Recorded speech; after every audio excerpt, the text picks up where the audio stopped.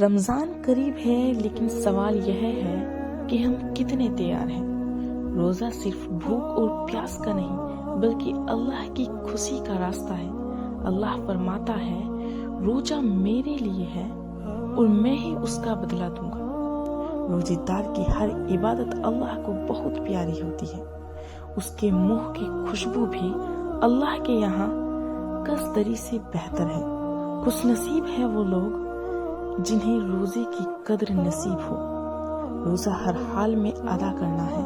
اگر کسی کارن سے چھوٹ جائے، بیماری کی وجہ سے یا کسی مجبوری سے، تو اسے بعد میں ادا کرنا ضروری ہے، کیونکہ یہ فرض روزہ ہے اور جان بوجھ کر روزہ چھوڑنا گناہ ہے۔ اسے اپنے پاس نہ رکھے۔